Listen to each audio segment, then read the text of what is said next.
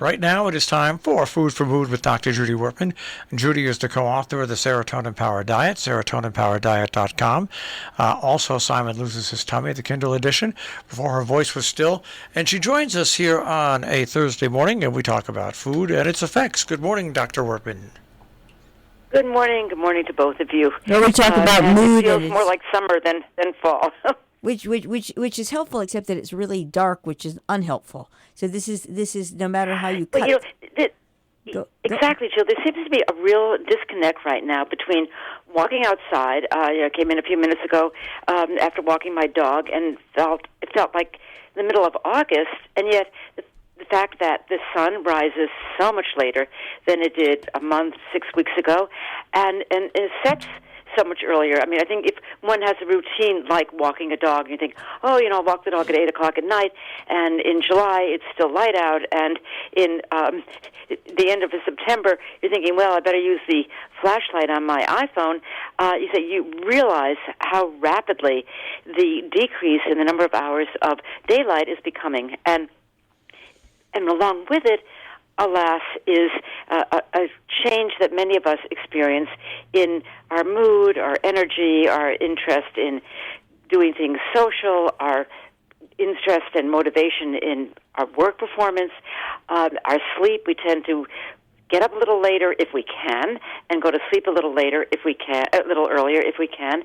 And along with that is also a real increase in our cravings for carbohydrates. And along with that, a desire, not to make a dinner out of a salad and some poached salmon, but rather, how about some pasta or a rice bowl or, a nice baked potato, and then maybe I'll just think about what I'm going to have along with it. That is, we have a yearning for carbohydrates.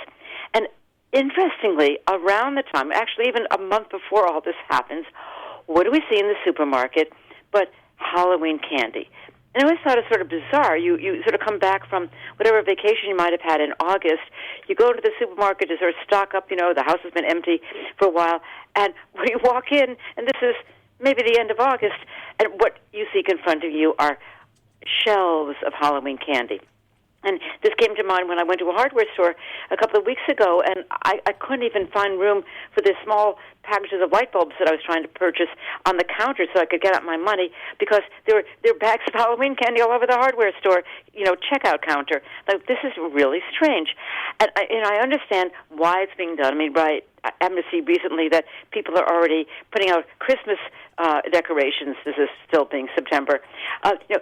The companies that sell these products want you to get used to the idea of buying these products. And so if you want to start selling a lot of candy for Halloween, you start putting it out of the market so people can start buying it.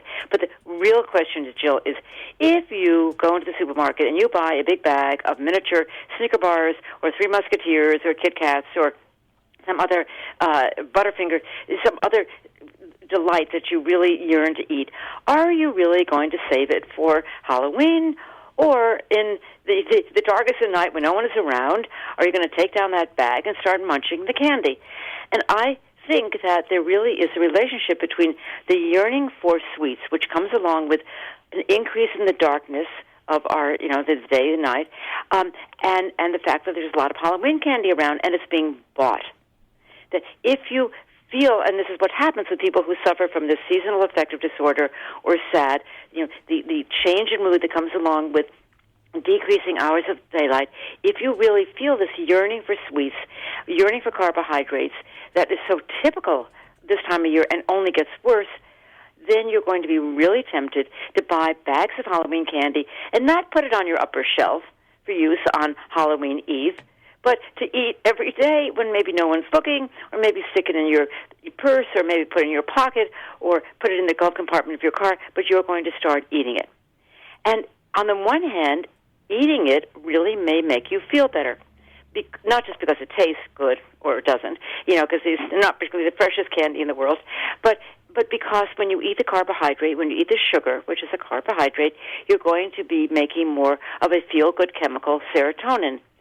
That's the good news. The bad news, which is really much worse than the good news, is that it takes a lot of this candy to get the carbohydrate, to get the sugar in your body, to make the serotonin, because it's not very much in any one little bite, and there's a lot of fat in those small little bite-sized candies.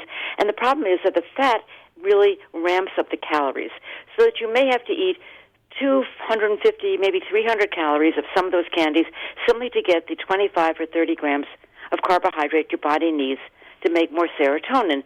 You're much better eating a half a cup of Cheerios or oatmeal squares, or having a baked potato, or having an English muffin, or having perhaps some rice crackers, which don't have any fat, to get the carbohydrate, not eating the candy.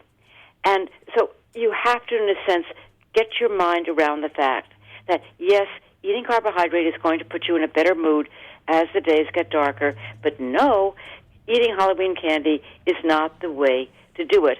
You may think it's a treat, but in a sense it's going to trick your body into putting more pounds on than you really want. So let's, for everybody who doesn't know the common sense approach, and everybody who doesn't understand that now that we've had the equinox, which was, I believe, this day, we're Thursday the 23rd, the equinox was yesterday at 3:21 p.m. Right. So that's a day and night of equal length.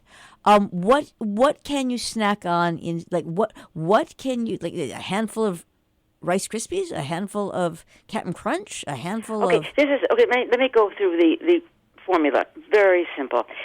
In order for your brain to make more serotonin, there's only one way it can do this, by bringing in a amino acid called tryptophan into your brain. Now, tryptophan is an amino acid and is found in protein. But when you eat protein foods like cottage cheese or turkey or hamburger or chicken or any other protein food, you're not going to bring the tryptophan into the brain. It's complicated, but it's related to the fact that there are other amino acids that try to get into the brain more and do get into the brain more successfully, and prevent tryptophan from getting into the brain. So the only way, and it seems paradoxical, that you're going to get tryptophan into the brain is when you eat a carbohydrate. Carbohydrates come in two forms: sweet, sugar, and starchy, like a potato. When you eat something sweet or starchy, you have insulin in your body coming out to get all that digested carbohydrate into the cells. And one of the things that happens is that there's sort of a shift in what happens to the amino acids in your body, and tryptophan gets into the brain.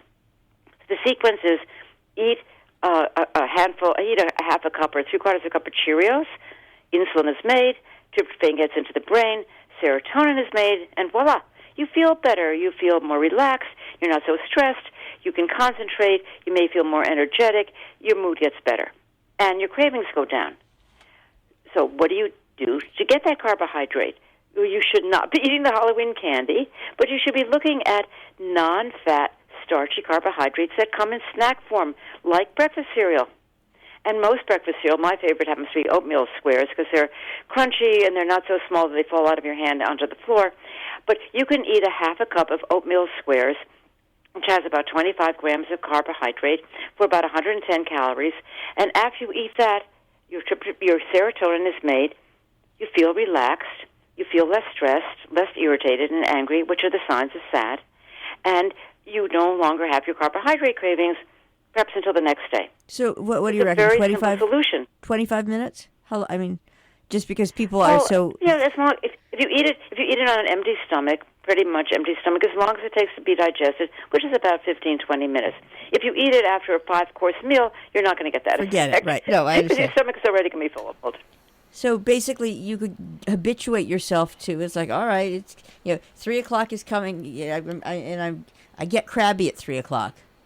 Because right. It totally depends, obviously, on people's schedules, and this is what's so wonderful about having the technology. It's like, oh, really? All I need is a little box of breakfast cereal, or all I need are little wheat checks, or because everything is.